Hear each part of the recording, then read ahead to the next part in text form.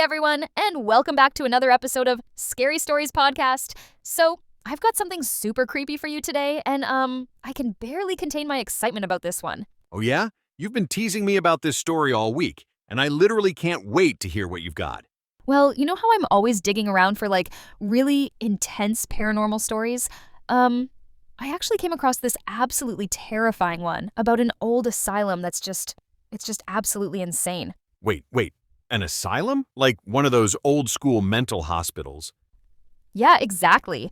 And trust me, this is not your typical haunted building story. What happened there is it's seriously going to give you chills. Oh my god, I can already tell this is gonna be good. You've got that look in your eyes that means we're in for something really dark. You have no idea. And the thing is, well, what makes this story even more intense is that it happened really recently. Like in 2019. No way! So this isn't some ancient history thing then? Not at all. And trust me, you're definitely going to want to keep the lights on for this one. So, this all takes place at Blackwood Asylum, and you know what's really creepy? It's still partially operating today. Wait, what? They're still using it? Yeah, it's actually functioning as this, psychiatric facility, and they even have a small correctional unit there and everything. But the history of this place, oh my god. Tell me everything. When was it built? So, right. It was established in 1892, and it was supposed to be this treatment center, for mentally ill patients and, the criminally insane. But the thing is, well, it turned into something way, way darker. What do you mean, darker? We're talking about really horrific stuff. The conditions there were they were absolutely inhumane. And there were all these reports of abuse, and patients weren't getting proper food, and some of them were just disappearing. Disappearing? Yeah, gone. And get this, there were these whispers, right? About these unmarked graves hidden somewhere on the grounds. And it wasn't just patients either. Some of the doctors, they just vanished without a trace. Hold on. Are you saying that doctors went missing too? Exactly. And you know what the locals say? They absolutely swear that Blackwood was never really empty. What do you mean by that? Well, even though a lot of the old wings are abandoned now, people say that, there's still something there. The building itself seems to hold on to all those horrible things that happened there. You know what I mean? Oh man, I'm already getting goosebumps. And this is all, documented stuff? Oh yeah, totally documented. But trust me, what I'm about to tell you next is where it gets really, really creepy. So, the man's father, he was actually staying at this rehab facility near the asylum, right? And, to keep himself busy, he would, help out with different jobs around the place. Even in the prison wing? Yeah.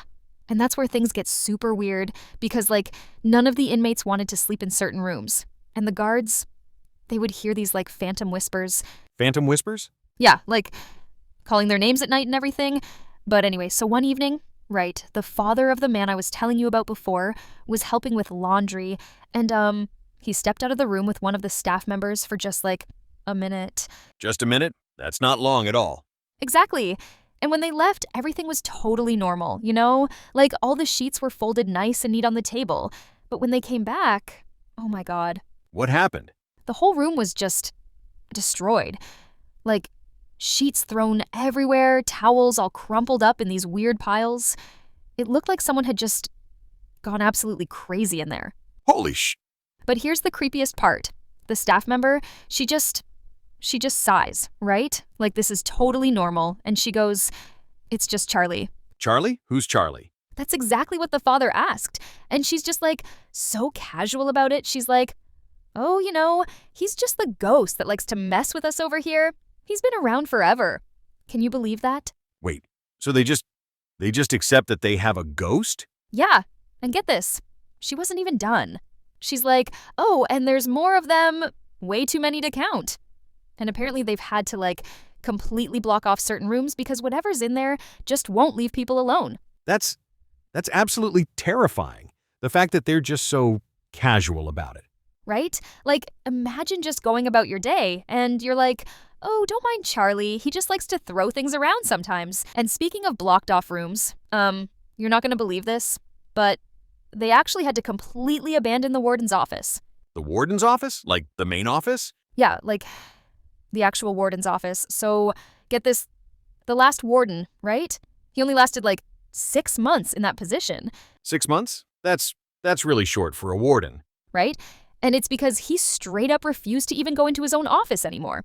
Like, things just kept happening in there that were just absolutely terrifying. What kind of things are we talking about? So, like, objects would just move on their own, you know? And doors would just slam shut out of nowhere, and papers would just, like, fly off his desk. Wait, fly off his desk? Like without any wind or? Exactly. And it got so bad that he literally told the staff, like, either you find me a new office or I'm done. I quit. That's intense. Like, imagine being so scared of your own office that you'd rather quit your job. I know, and this is coming from the warden, right? Like the person who's supposed to be in charge of everything. And he's just like, nope, I'm out. Must have been something really, really disturbing happening in there to make someone in that position just. Totally. And you know what's even creepier? That was just like inside the building. Wait until you hear what happened outside. So, okay, a few weeks after all of this happened, right? The father took this job doing landscaping work, you know, like clearing all the overgrown grass around one of those abandoned wings. Uh-huh. And I'm guessing something happened? Oh my God, yes. So like he's working with this other guy, right? And they're just doing their thing, cutting grass, and suddenly they see something moving inside the building. Inside the abandoned wing? Yeah, like they could see right through these huge floor-to-ceiling windows, and there was this figure just walking through the hallway. But wait, wasn't it supposed to be completely empty? Exactly. And the way it moved was just, it wasn't right. You know what I mean? Like it wasn't walking normally, it was more like it was gliding or something. Oh God. So they actually went to their supervisor about it, and he's like, "No way, that's impossible. Nobody works in there. That place has been empty for years." But they definitely saw something? Oh, they saw it again like minutes later, and this time, okay, so this time they got a better look at it. It was this tall man in this really old-fashioned black and white suit with like a bowler hat. But the creepy thing was, his face was always tilted down, like he didn't want them to see it. That's terrifying. And then, oh my God, then it got so much worse because this figure, right, it started moving really fast, like rushing down the hallway straight toward them, and then it just turned super sharply and disappeared into what used to be the old garage. No way. The other worker he completely freaked out. Like, dropped all his tools and everything, just started running, saying he was done, he wasn't working there anymore. But here's where it gets even crazier.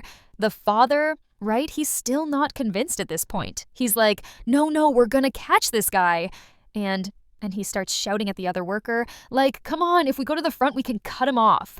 Oh my God, I would not want to chase after something like that. Right? But they did it. They like ran to every single exit they could find, but there was just nothing. No one was there. So what did they do then? Well, their supervisor, he was still pretty skeptical about the whole thing, but I guess he was curious enough because he actually went and unlocked the building for them. They went inside after all that? Yeah. And okay, so this is the part that still gives me chills. When they walked in, there was this super thick layer of dust everywhere, right? And the air was just, it felt like nobody had been in there for like decades. Let me guess. There were no other footprints? Exactly, like the only footprints in all that dust were theirs. Just their own boots. Nothing else. But they definitely saw something in there. Yeah, and it gets worse.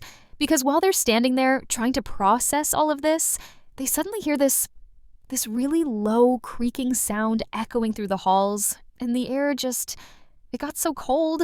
Oh no! The father, he kept trying to rationalize it, you know? He was like, that guy must have been doing some shady stuff, and that's why he kept hiding his face from us.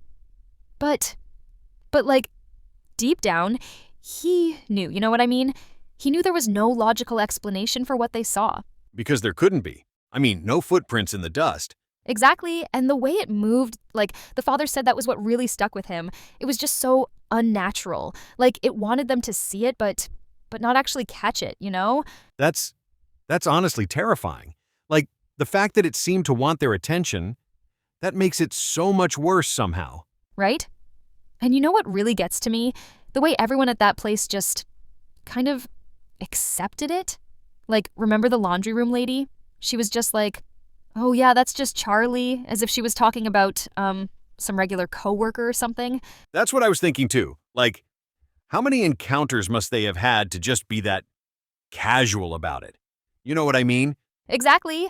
And not just Charlie, but like having to block off entire rooms because whatever's in them won't leave people alone.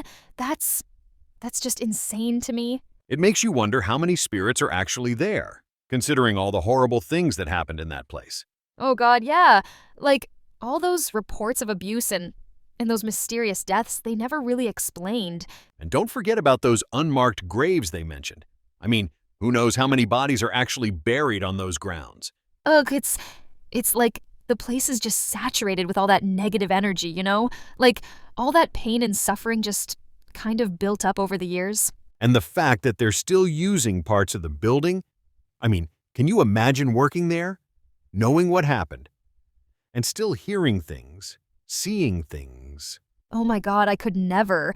Like, even during the day, I'd be constantly looking over my shoulder, especially after hearing about that figure in the bowler hat. The way you described how it moved, like it was gliding instead of walking, that's not right. And you can't even rationalize it away. Like, the dust, the footprints, there's just no logical explanation for any of it. It's like the building itself is just holding on to all those memories, all those dark moments. Yeah, exactly.